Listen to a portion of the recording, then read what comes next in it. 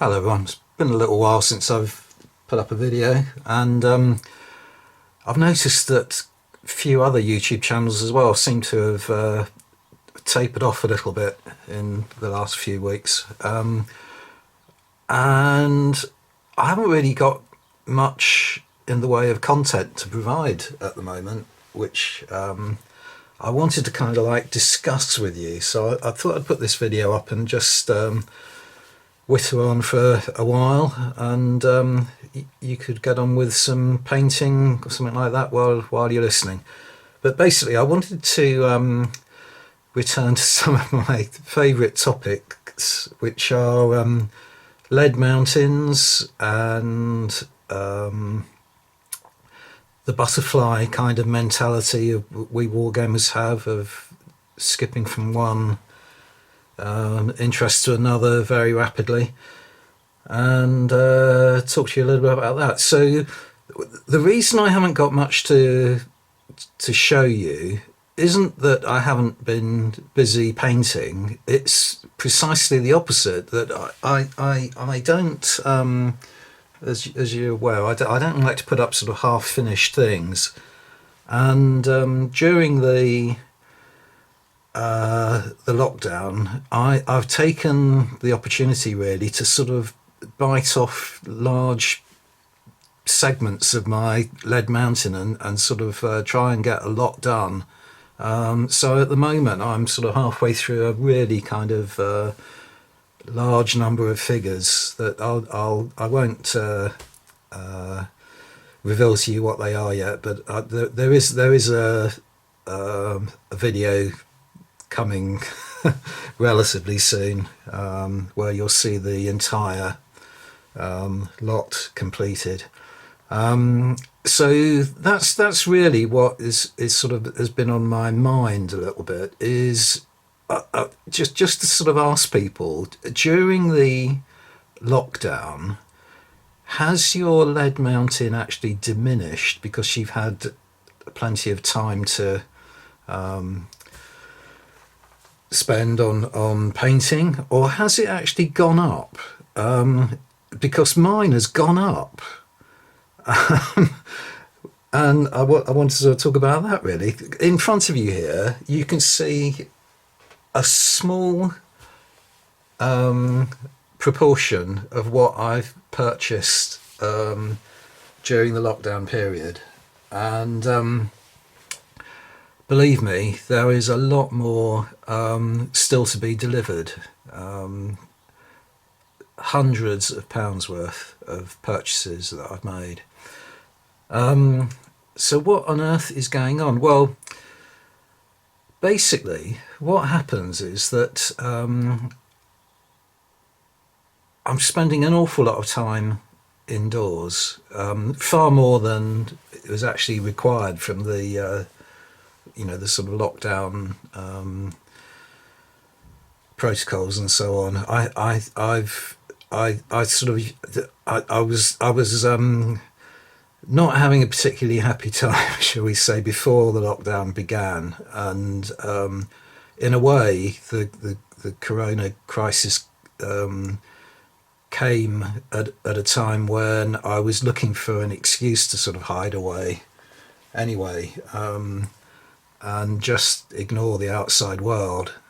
And wargaming is a sort of perfect immersion that allows you to do that as well. So I've kind of I've used the lockdown period as an excuse not to think about what else is going on in my own sort of personal problems that I've got at the moment. Anyway, that's sort of partly beside the point. In fact, I've almost forgotten what I was saying. Yeah, so basically, I've been spending a lot of time indoors. Haven't even been going out for my allowed, hours exercise a day, that kind of thing.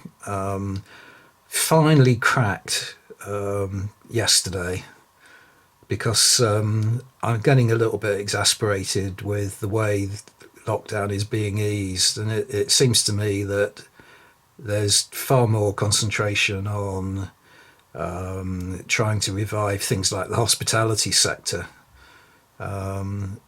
which is going to suffer severely, and trying to kind of allow people to get back out to do non-essential shopping and sit in pubs and go out for meals and things like that.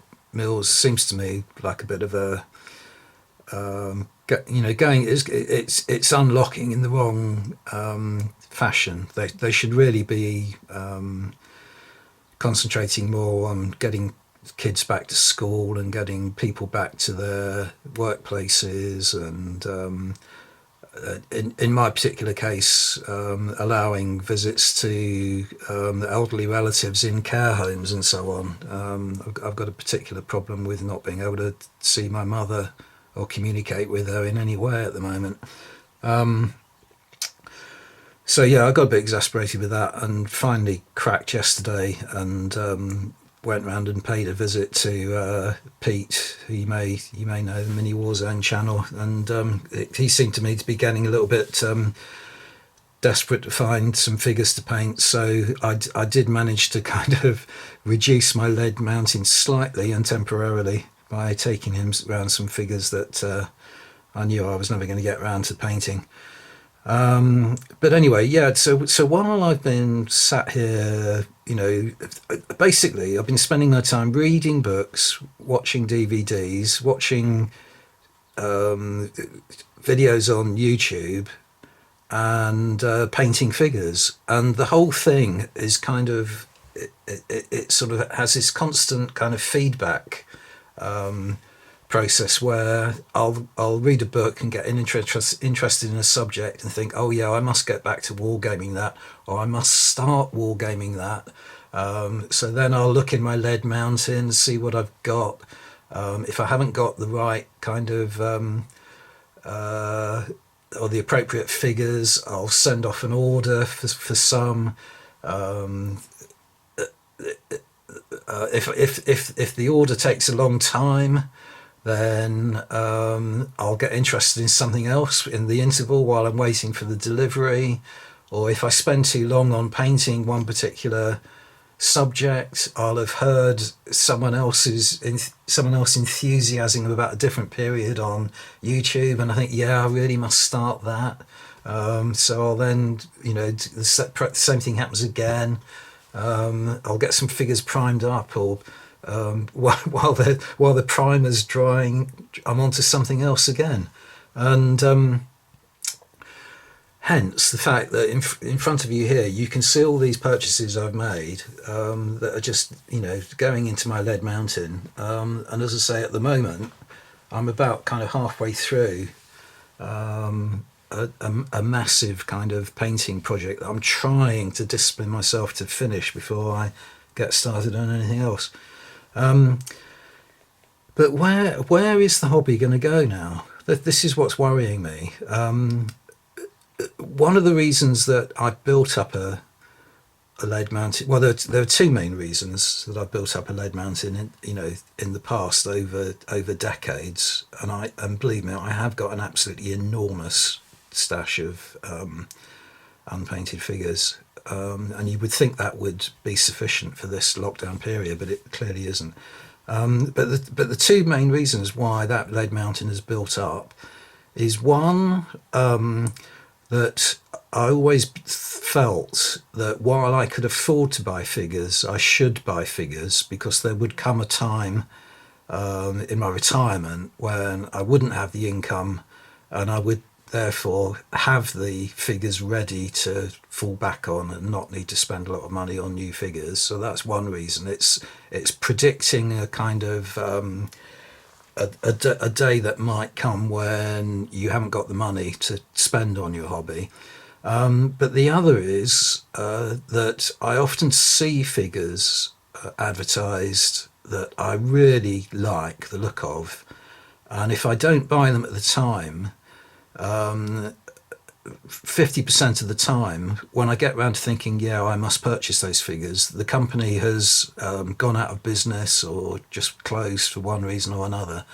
And I have a feeling, that both those things are just around the corner in spades now. We're facing a really kind of dire economic situation as a country. We're going to see the mother of all recessions, and there was a survey done, one of the newspapers, I forget which one, a week or two ago, asking people how they felt the forthcoming economic crisis was going to affect them.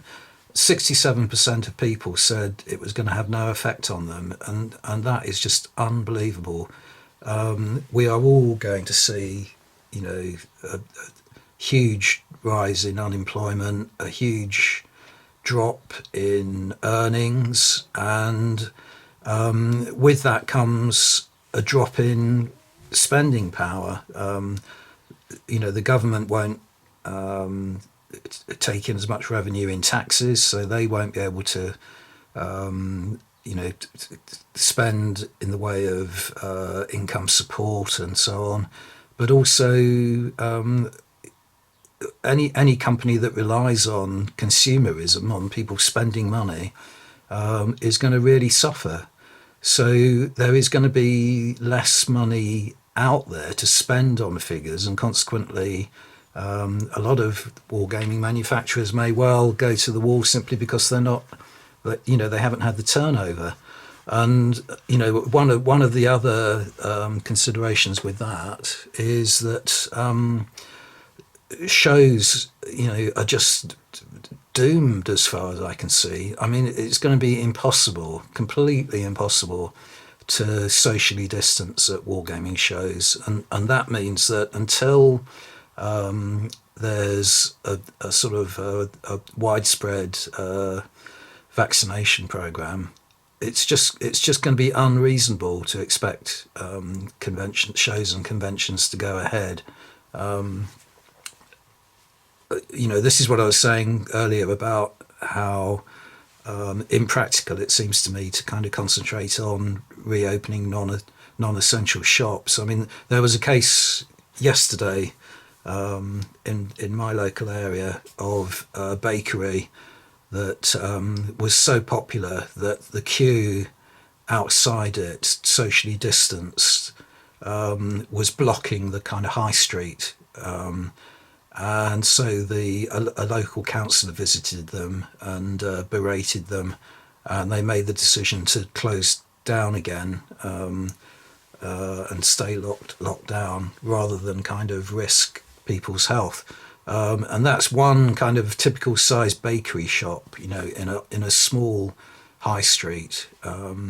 So that issue would arise. Say if you imagined the Salute show, that issue would arise with every single table and stand, and the number of people who would have to space themselves out in order to gain access to that particular trader. So it's just going to be physically impossible to run shows. Even if they reduce the social distance down to 1 meter, it's just nowhere they're going to happen. But so many figure manufacturers rely on the show circuit to make their livings. Yes, a lot of them do trade online as well. And this is kind of another reason why People's Lead Mountains might have built up a little bit in this period, that when Salute didn't happen, quite a lot of YouTubers were suggesting, and traders, I saw some traders on YouTube as well, are requiring people to purchase things online to kind of give them a little bit of support. But without shows, a lot of traders are going to find it very difficult to continue. Ironically, it's the sort of smaller businesses that do figure manufacturing and trading almost as a sideline that might have more viability, longevity, because to them the figure they have daytime jobs, as it were, and the figure production and sales is the sort of supplementary side to their income. So yeah, in that respect, I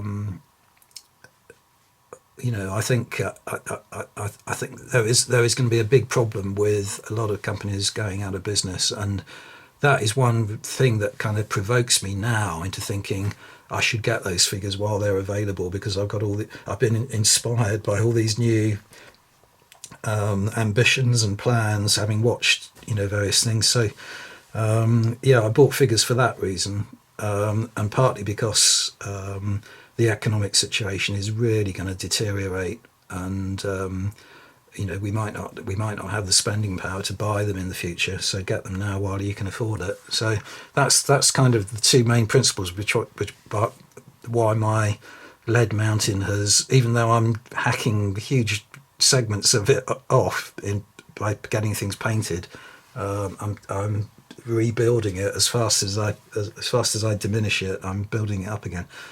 So let's show you a few of the things. Get off the doom and gloom, and I'll just show you a few of the things I purchased before I stop wittering. Where to start? Let's go a few things from there. Keep them in categories. So American Civil War. Really, I've put up a few little videos talking about my rekindling of my interest in the ACW, and it occurred to me now that I've got a large table space, I could expand my ACW collection and fight larger battles. So I've purchased a lot more. This is just a start, really. I'm going to have to get a lot more, but these are Freikorps 15mm figures, all with capes, so they're all going to become Union troops. But most of my figures are Freikorps, and I really like the Freikorps range. It's very varied, and you can build up very kind of heterogeneous kind of units and so on. So there are two main types here. Maybe I can zoom a little bit. That's going to be better, isn't it? Yeah, so there's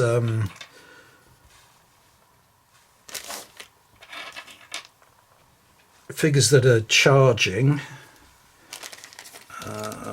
and I've got the compatible kind of commands figures for those, standard bearers and so on. But the other one that posed that I've always really liked, try and find it now.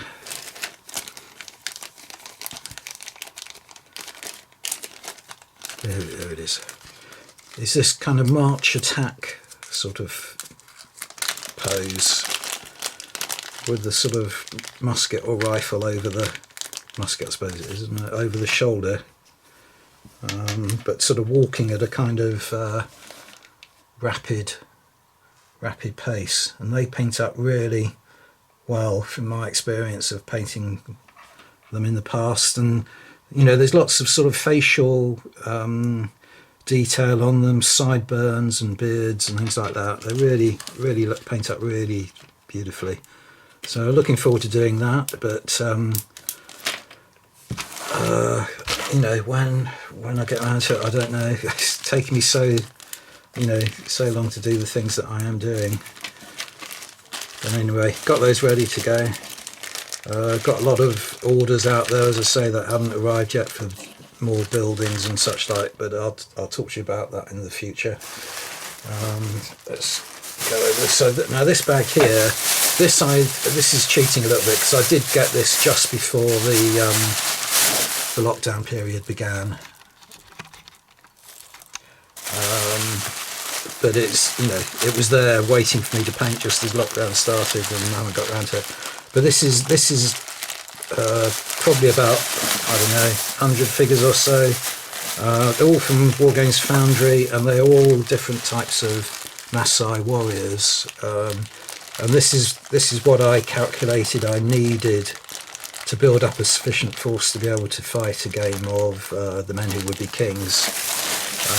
So that is a whole kind of sackful there waiting to be done. But I was very keen to do that, and as I say, I've been distracted about 5 times over since I got those.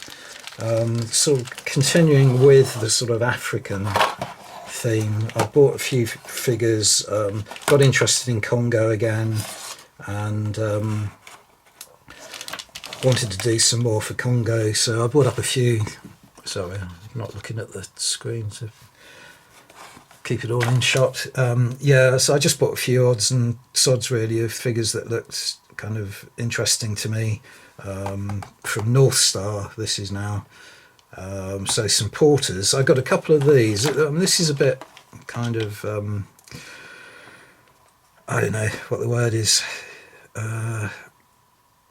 There's no need for captives in the game of Congo, but I think ignoring the fact that the Zanzibari faction were essentially in the middle of Africa because they were slave trading, I think, and that kind of thing. I think is it's a little bit, it's kind of airbrushing it out of the war game if you ignore that completely. So I got a couple of these that I thought would make an interesting sort of convoy or something like that other factions could try and like the tribe could try and free them, release them and so on. So they would make an interesting kind of objective for one side. Anyway, enough of that. And these ones here, these are interesting. These are rugger with, I think they called it ornamental headdress, but there's one in particular, really amazing figure. He's got like a dead toucan on his head, like a thing from the Guinness advert, with the huge beak. That's one for the oldies though. I don't think there's been a toucan in the Guinness adverts for probably 40 years. So I got those. Now, interestingly enough, as I was beginning to get enthused about Congo again, so is my friend Pete from Mini Warzone. So I think I mentioned earlier, been wittering on such, over so many different subjects, but yeah, I took him over a few figures yesterday that I thought would keep him going, and in particular some of the kind of Congo and colonial type figures that I'm not so interested in getting painted up any longer, or I don't think I'll ever get around to. So he's got them now, and he seemed quite pleased with them. Anyway, that's Congo.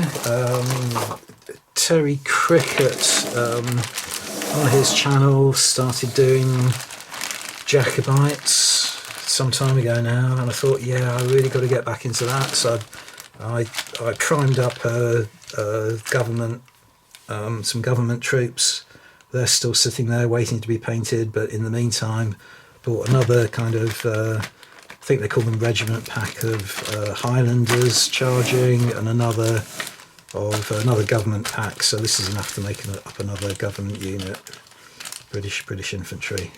These are firing, whereas the ones I got at the moment are kind of, I think they're called at the ready. And if you remember, I did paint up a few bits and pieces that will go around that game. So like a building and some animals, cattle and a stag. I've shown you those already. So that was as far as I got with that before I got distracted on something else. That I also got interested in. Billy Goat Wargaming put up quite a series of videos on the game AK-47 Republic battle weapon. Oh, excuse me a moment. Yeah, sorry about that. That was my phone. That is another.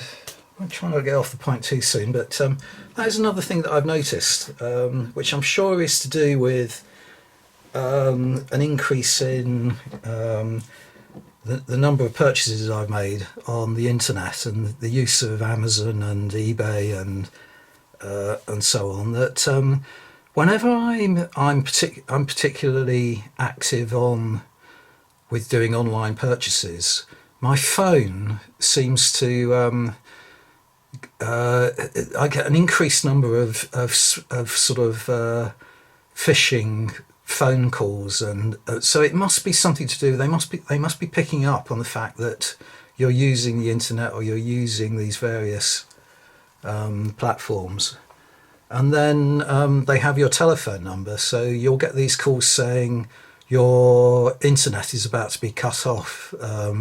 So press, button one or something like that, or we're about to sort of charge you for this or that, and you think there's a mistake, and then when you do interact with them, they're trying to get your bank details and so on. But that's exactly what that article was, and my phone is kind of ringing constantly now, and I have to kind of answer it because I need to keep in touch with this sort of thing that's my problems that are going on that I need to keep up to date with. So I can't just ignore the phone. So yeah. Anyway, that's another repercussion of the lockdown.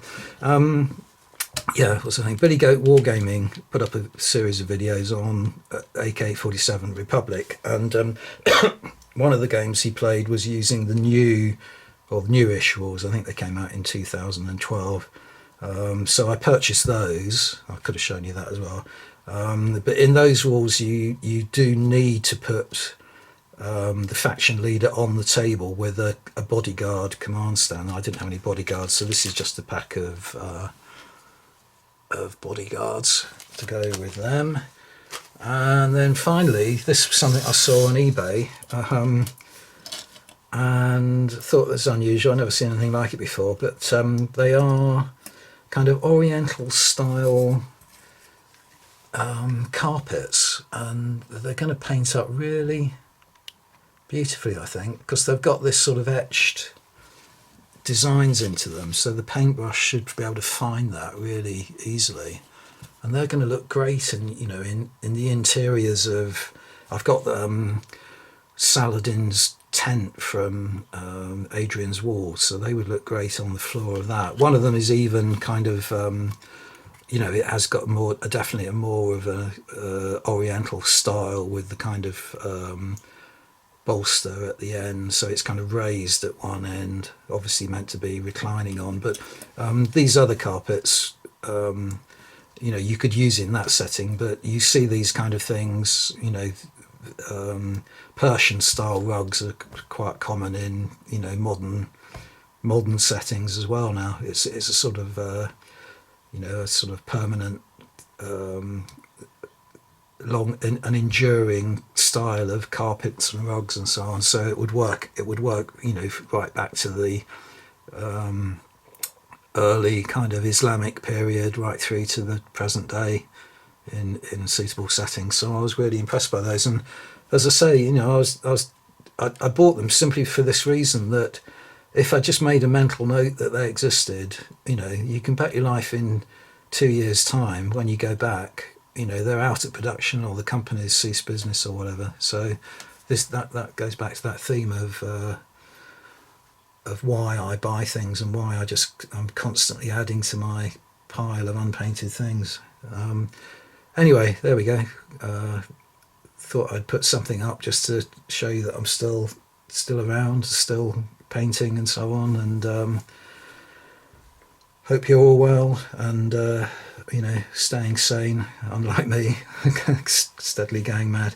But thanks for watching. I'll see you on the next video. Bye for now.